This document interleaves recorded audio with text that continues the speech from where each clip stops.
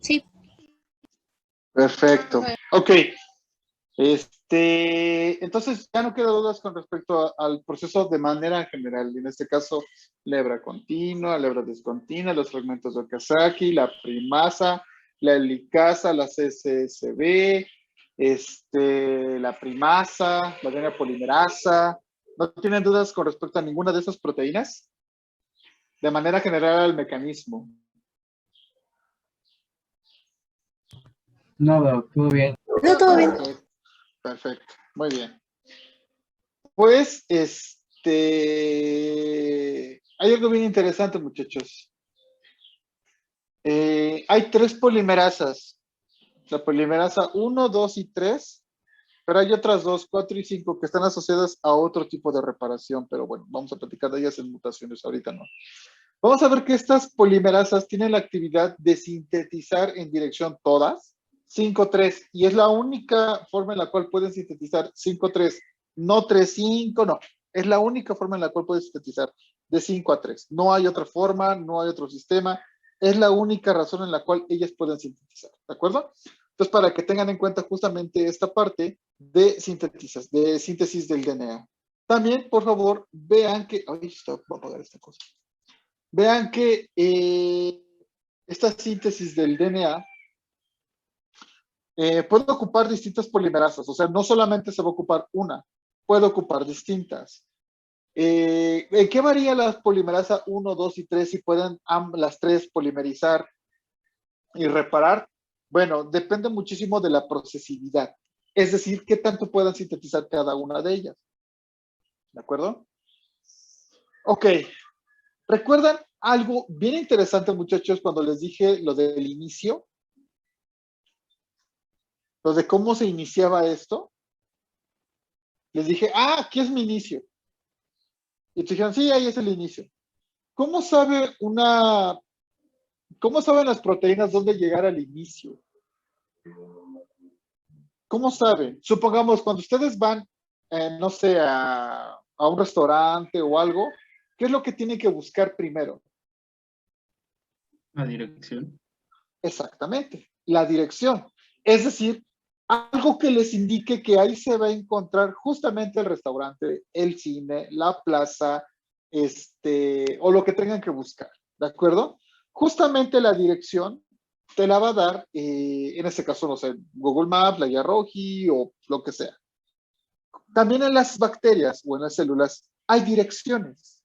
Estas direcciones son dadas justamente por regiones llamadas orígenes de replicación o, para los cuates en bacterias, ORIC. Estos orígenes de replicación prácticamente son secuencias consenso. ¿Alguien sabe qué son secuencias consenso? ¿O he escuchado de secuencias consenso? No. ¿No? A ver, la palabra consenso. ¿Qué es un consenso?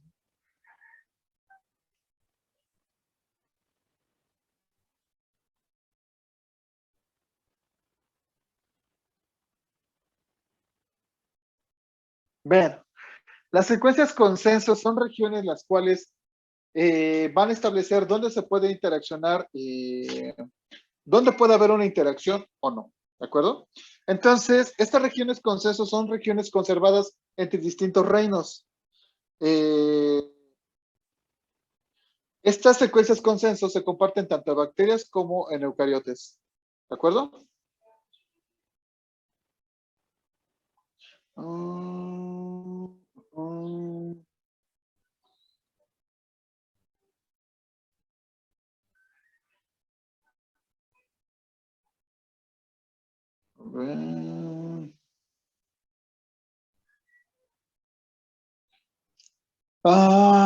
Ok. Bueno, para estas secuencias consenso, tiene que haber proteínas que van a reconocer esas secuencias consenso. La mayoría de las proteínas que reconocen esas secuencias consenso son proteínas llamadas DNA A y DNA B. Estas secuencias consenso las reconocen en este órice, este origen de replicación. Prácticamente esto es una región en la cual constantemente las bacterias están censando dónde se encuentra o no el origen de replicación. Este origen de replicación se conforma de 2 regiones. Una región llamada región DUE, que son regiones en tándem de 13 pares de base, 3 regiones en tándem de 13 pares de base, y nonámeros más adelante de 9 pares de base. Estas regiones nonaméricas y estas bases que son prácticamente las DUE, que son 13 pares de base en tándem, son las necesarias para poder sintetizar el DNA, ¿de acuerdo? Estas regiones lo que va a ocasionar es que el DNA es una proteína que va a reconocer a las regiones nonaméricas, a estos nonámeros. Una vez que reconocen estas regiones nonaméricas, las regiones DUE se van a abrir, van a romper esa interacción por torcimiento. Entonces va a llegar DNA-B y DNA-C. DNA-B es una helicasa y DNA-C es un transportador que trae energía consigo, que es ATP. Toda la síntesis de DNA requiere un gasto de ATP. Entonces llega DNA, tuerce el DNA bacteriano y lo que hace es llegar DNA-B y DNA-C con energía para poder plegarse.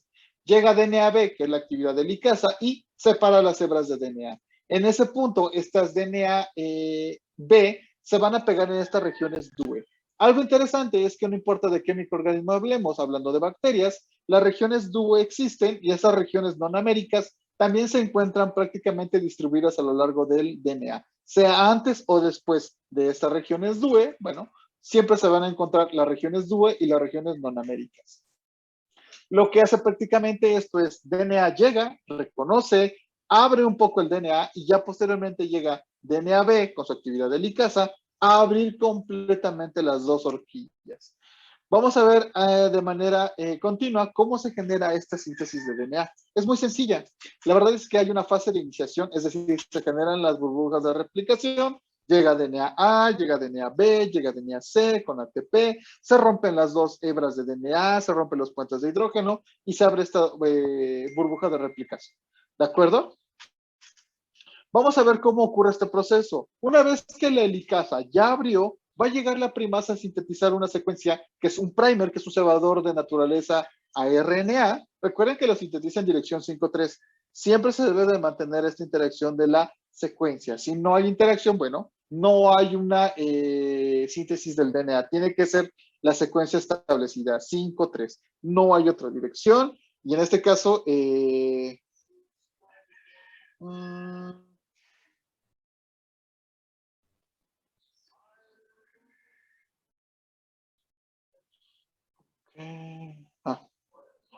perfecto. Muy bien. Recuerden que es muy importante la dirección de esta síntesis. Bueno, va a llegar la DNA polimerasa y sintetiza completamente el DNA. Ya lo sintetiza y posteriormente tiene que sintetizar la otra hebra. En este caso, la primasa sintetiza el otro primer de la otra hebra y la DNA polimerasa continúa y la hebra continua se sigue sintetizando en la misma dirección sin interrupciones, mientras que en la otra hebra, que es la otra dirección, bueno, es necesario poner otro primer para que la DNA polimerasa continúe sintetizando este sistema. ¿De acuerdo? Vean que la DNA polimerasa de alguna manera está quitando también el primer, ¿de acuerdo? Quita el primer, pero de todos modos queda un pedacito separado. Este pedacito separado va a ser unido por una enzima que esto que une los pequeños fragmentos de Okazaki es la proteína llamada ligasa. ¿De acuerdo? Ella hace que esta hebra de DNA que era discontinua se vuelva continua. Sigue haciéndolo otra vez y otra vez y otra vez y nuevamente la ligasa sigue uniendo y uniendo y uniendo estos fragmentos de Okazaki. ¿De acuerdo? Al final tenemos las dos hebras separadas, pero aquí hay un pequeño problema. Vamos a tener que estas secuencias de DNA que están en azul todavía tienen unas regiones de RNA. Como no podemos mantener esas regiones de RNA, las tenemos que cortar. Y aquí hay un problema. Nos estamos quedando cortos al momento de rellenar esto. Y prácticamente nosotros no podemos hacer síntesis porque aquí tenemos 5', 5'. No podemos seguir pegando porque la DNA polimerasa solamente puede sintetizar en esta dirección y en esta dirección, no en sentido contrario. Como no podemos hacerlo en sentido contrario, bueno, tenemos que recurrir a esto, lo que llamamos las telomerasas. Las telomerasas lo que van a hacer es extender el dominio. ¿Cómo lo hacen? Lo hacen de manera muy sencilla. Lo que hacen terminado acá y quitamos este pedazo de primer, lo que va a hacer en este caso la telomerasa es proporcionar el templado de RNA. Entonces, este DNA parental, que es aquí donde termina, comienza a sintetizarse un extremo, es decir, se empieza a sintetizar más, ¿de acuerdo? Aquí está el DNA parental y esta es la extensión del telómero, gracias a la telomerasa. ¿Y qué ocurre con eso? Con esta telomerasa, lo que hacemos prácticamente es extender el dominio.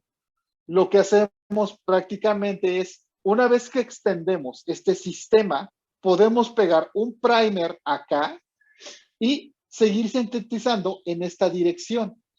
Nada más que al final, bueno, vamos a pegar con una ligasa ex extremo y vamos a cortar este RNA extra que pusimos. Entonces, lo que ocurre es que aunque pongamos una extensión del telómero, pues forzosamente tenemos que de todos modos quitar un pedacito. Por eso es lo que llaman acortamiento de los telómeros. En cada ciclo celular estamos quitando esos telómeros, ¿de acuerdo? Ahí. Cada división celular se van haciendo más cortos y más cortos y más cortos los telómeros, hasta llegar a un punto en el cual es imposible subsanar ese telómero o acortarlo más y la célula ya no se divide. En ese punto la célula dice, aquí es mi punto de corte, yo de aquí en adelante no me divido, hasta donde pueda llegar voy a hacerlo y voy a quedar en un estado de senescencia, el cual puedo tener función, puedo tener actividad, pero no puedo dividirme. Esa es una gran característica de las células senescentes. Conforme vamos creciendo, bueno, estos telómeros se van acortando, se van acortando, se van acortando, hasta llegar al punto en el cual ya no se pueden cortar y la célula ya no se puede dividir, que es ya prácticamente un estado de vejez. Algo interesante es que antes se tenía la idea de que las células cancerígenas pues eran con telómeros enormes, que tenían una extensión infinita y prácticamente eso les permitía tener la inmortalidad. Pero en este caso fue mentira. Se dieron cuenta que las células cancerosas pueden tener telómeros cortos. Y entonces dijeron, entonces no es actividad de la telomerasa, es o no es, que es en realidad lo que le da esa inmortalidad, o porque se divide de manera exacerbada sin prácticamente tener problemas de senescencia. Lo que ocurre es que como no importa que se corte el DNA, las mutaciones al final no le proporcionan una muerte celular, sino le proporcionan una actividad de división infinita. Se ha estudiado cómo estos telómeros pueden afectar la división celular y hay algo bien interesante. Estos ratones agouti, que son estos ratones morenitos, bastante bonitos, también creo que pueden ser, ¿cómo se llama? Ah, se me fue el nombre de estos ratoncitos. Son Valpc, son C57, perdón. Estos ratones C57 también, U agouti, tienen una característica que son bastante viejos a corto tiempo. Entonces, un grupo de investigadores que utilizaron estos ratones, lo que hicieron no fue modificar su telomerasa, lo que hicieron fue extender sus telómeros de manera gradual hasta el doble. Y entonces, la mayoría de los experimentos que había hasta este punto, regularmente ponían telomerasas sobreexpresadas y causaba que los ratones tuvieran tumores o que tuvieran algún tipo de cáncer o que tuvieran malformaciones. Tenían problemas prácticamente a lo largo de su vida. Sí se extendía su vida, pero tenían problemas subsecuentes muy graves. En este experimento, este experimento de un artículo de Nature es bastante bonito porque al final ellos dicen, pues sí, pudimos alargar la vida de los ratones casi al doble. Los ratones no desarrollaron tumores, estuvieron bien, no tuvieron muerte celular programada tan abrupta, pero hubo un problema y al final lo discuten muy bien. Ellos dicen, ok, si hubo una producción de una duplicidad de la vida, una mejor vida plena, no desarrollaron diabetes, no tuvieron problemas metabólicos, el experimento era excelente, era perfecto, pero al final sí concluyeron algo, el carácter psicológico. Los ratones empezaban a tener problemas de agresividad y de distanciamiento social entre sus congéneres. Entonces, ahora ya viene el otro problema. Puedes extender la vida, pero también puedes dañar de manera psicológica, en este caso, o conductual, a los ratones en este caso. Entonces, el hecho de vivir tanto puede causar un daño neurológico. No se sabe cómo, no se sabe por qué, pero sí está asociado justamente a esta extensión de los telómeros. No a la actividad de la telomerasa, no. Descarten eso. La telomerasa tiene la función de extender el telómero hasta cierto punto, pero el hecho de tener telómeros más largos, pues te permite tener divisiones celulares más largas, ¿de acuerdo? Extender prácticamente tu vida. Estas DNA polimerasas que les platicaba son 5 en específico. DNA polimerasa 1, DNA polimerasa 2, DNA polimerasa 3. Y de estas 3 DNA polimerasas, cada una tiene la actividad de reparar y cada una tiene actividad de sintetizar o de procesar. Aquí es donde viene la diferencia entre estas 3 polimerasas. La polimerasa 1, 2 y 3 se diferencian en la capacidad de sintetizar nucleótidos, es decir, algo llamado procesividad. Entre más nucleótidos peguen, mayor procesividad tienen. Por eso la DNA polimerasa 3 es la mejor DNA polimerasa en cuanto a la cantidad de nucleótidos a pegar se refiere. Pero la DNA polimerasa 1 es muy buena reparando errores. Y entonces, ahí tiene una característica esta DNA polimerasa 1. La característica es que puede quitar nucleótidos en dirección 5'3 y quitar nucleótidos en dirección 3'5. Es decir, puede quitarlos avanzando o se puede regresar. Esa es una gran habilidad de la DNA polimerasa. Aunque pegue poquitos, puede reparar mucho mejor que las otras dos. Entonces, una característica también muy importante de la DNA polimerasa 1 es que quita el cebador. Estos fragmentos de Okazaki que tenían el RNA, bueno, la DNA polimerasa 1 los quita y rellena esos pequeños pedazos que quedaron huecos de los fragmentos de Okazaki que eran de RNA, ¿de acuerdo? Eso es muy importante. Y la DNA polimerasa 3 prácticamente se encuentra en la cadena continua y en la cadena discontinua. Se encuentra participando en ambas cadenas. Como les decía, hay 5 tipos de DNA polimerasas procarióticas, pero la 1, la 2 y la 3 son las que participan en la replicación y la 4 y la 5 están asociadas justamente a la reparación del DNA, que no tiene que ver con la replicación, tiene que ver más enfocado a las mutaciones que pueden ocurrir en las bacterias, ¿de acuerdo? Es muy bonita la DNA polimerasa 3 de coli, la verdad es que podríamos llevarnos prácticamente una semana hablando de ella y de su actividad y su estructura. No necesitamos saberla tanto, simplemente véanla, que es muy bonito. Vean cómo está la DNA helicasa, que es la que prácticamente está abriendo el DNA para poder separarlo. Los dos núcleos que al final son los que van a estar constantemente separando las dos hebras para poder sintetizarla. Nuevamente las regiones DUE. Recuerden, las regiones DUE son estas regiones localizadas en el origen de replicación, que son repeticiones de 13 pares de base, y enfrente o atrás se encuentran los repetidos de 9 pares de base o nonámeros, que es donde reconoce DNA. Ahí está. Y si lo comparáramos con la replicación en eucarióticas, prácticamente sería lo mismo. Simplemente vean que en este pequeño ejemplo, cómo está la primasa abriendo el DNA, prácticamente, las SSB partiendo al DNA y evitando que interaccione, los pequeños primers, otro primer, el DNA de manera discontinua y el DNA de manera continua. La hebra líder, la hebra retardada o retrasada, que no me gusta tanto, me gusta más decirle hebra discontinua, y en ambos extremos la DNA polimerasa 3 sintetizando este DNA. Y la polimerasa 1 quitando los primers y sintetizando justamente este DNA donde debería, que estaba donde estaba el RNA, quitando este RNA y poniendo DNA nuevo. Recuerden que la polimerasa puede quitar nucleótidos en 5'3 y quitar nucleótidos en 3, en 3'5, perdón. En 5'3 y en 3'5. Esa es una gran habilidad de la polimerasa 1, ¿ok? Como todo en la vida, bueno, en este caso, aquí vamos a tener en el origen de replicación, recuerden, tenemos las regiones DUE, que son 13 pares de base, y las regiones que son nonámeros, que son 9 pares de base. Y cuando estas están yendo en esta dirección, porque la síntesis del DNA no solamente es semiconservativa, es discontinua y continua, es bidireccional. Como es circular en este caso, y no importa que sea el DNA eucariótico, también es un origen de replicación, va en ambos sentidos. ¿De acuerdo?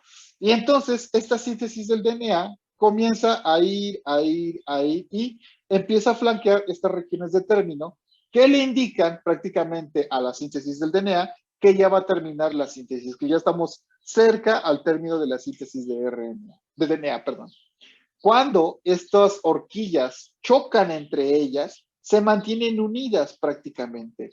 Lo que ocurre es que llega una topoisomerasa 2, que es una hexanucleasa y rompe a las dos hebras de DNA, la separa y después llega una ligasa a unirlas. ¿De acuerdo? Así teniendo ya la separación completa de estas dos hebras de DNA. Muy bien. Algo interesante justamente en estas DNA polimerasa y en específica la 1, que puede tener esta actividad de exonucleasa, es que puede detectar alguna interacción errónea. Supongamos, aquí tenía que ir una timina y puso una citosina.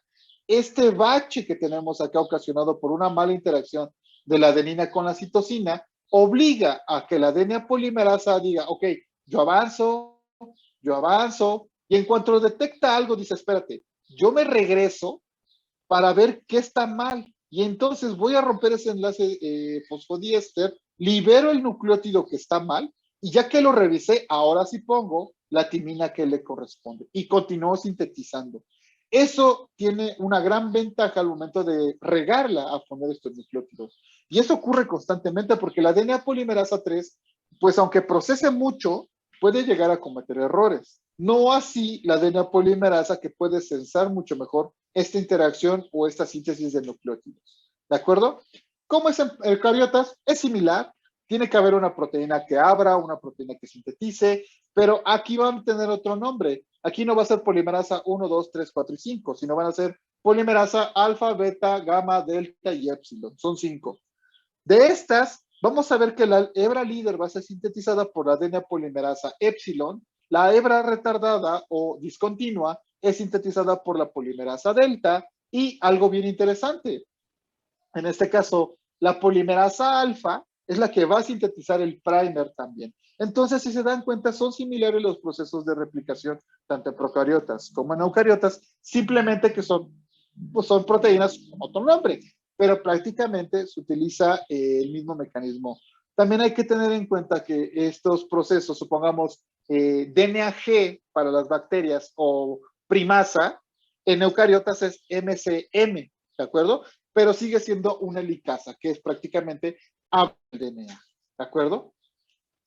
También otra diferencia muy importante en la síntesis del DNA es que prácticamente este DNA que estamos separando, que estamos sintetizando, bueno, en eucariotas está asociado con histonas, histona H2A, H2B, H3, H4, formando el octámero del nucleosoma y después formando el solenoide, los bucles, el cromosoma condensado de estos 700 nanómetros, bla, bla, bla, bla, bla. Y entonces para hacer esa condensación y esa organización, pues necesitamos de las histonas y prácticamente de las proteínas de andamiaje.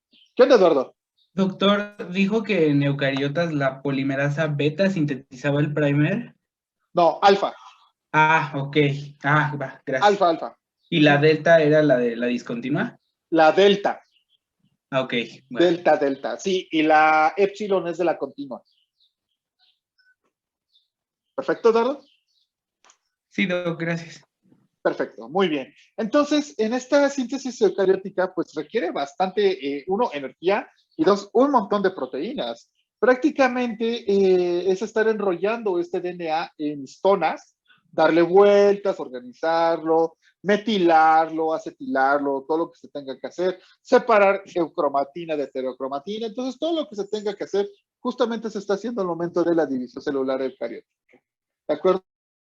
Los mecanismos son muy similares al sitio de mutación, llegan proteínas con ATP, separan el DNA, le ponemos proteínas de unión a DNA monocatenario para que no se pegue, comienzas a abrir la horquilla de replicación Y en este caso, bueno, para las procarióticas es la DNA polimerasa 3, para las eucarióticas, bueno, pues es epsilon y delta.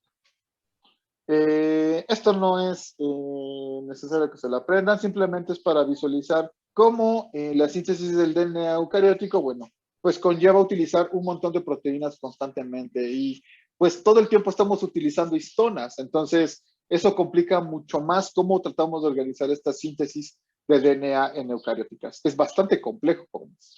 Entonces, bueno, recuerden que prácticamente en eucariotas son polimerasas alfa, las importantes son alfa, epsilon y delta. Y en las procariotas son DNA polimerasa 1, 2 y 3. ¿De acuerdo? Entonces son las que les pueden preguntar en los departamentales, cualquiera de esas tres. Muy bien, jóvenes. Pues hasta aquí termina replicación. La verdad es que un sistema bastante sencillo, conservado en ambos procesos. No hay gran problema en ese ámbito. La verdad es que la replicación es conservada sea en eucariotas y procariotas. Yo les recomiendo que lo lean de Leninger, la verdad es que Leninger viene bien explicado, pero si pudiera leerlo en este caso del Alberts de biología celular o la biología de la célula de Alberts, se me hace un libro bastante bueno para este tema. No se mete en las partes difíciles bioquímicas porque no tenemos que saber toda la parte difícil bioquímica, es la parte sencilla que nos interesa. Entonces, si pudieran darle una leída a ese libro, la verdad es que con eso es más que suficiente. Y vienen muchísimos esquemas que apoyan justamente la parte visual. Yo les mandé la parte del Lodish, que es otro libro de biología, porque el Alberts no lo tengo en español, lo tengo solamente en inglés. Entonces, el Lodish, bueno, lo pude conseguir en español, está escaneado, pero bueno, es bastante útil para lo que podemos utilizar. Entonces, yo les recomiendo que lean Leninger y Alberts para justamente este tema de replicación del DNA, tanto procariótica como eucariótica. Donde se van a enfocar más en el examen departamental es en la procariótica. De la eucariótica solamente les pueden preguntar las DNA polimerasas alfa, epsilon y delta, que es como la parte fuerte, y posiblemente les puedan preguntar la helicasa, que es MCM2. Nada más, no creo que les pregunten más allá de esto. La parte fuerte son justamente todas las proteínas de las procarióticas, DNA A, DNA B, DNA C, DNA G, topoisomerasa, bueno, en este caso la DNA G, que es la primasa, las regiones DUE, los nonámeros, en este caso los 13 pares de base. Justamente todo esto es lo que les pueden preguntar en el departamento. Y pues prácticamente son como preguntas directamente de conocimiento general, no es como a desarrollar. ¿De acuerdo? Entonces, muchachos, pues ya, eso es todo replicación. No es tan difícil, la verdad. Pueden revisarlo en los libros sin ningún problema. ¿De acuerdo? Entonces, muchachos, vamos a dejarlo hasta aquí.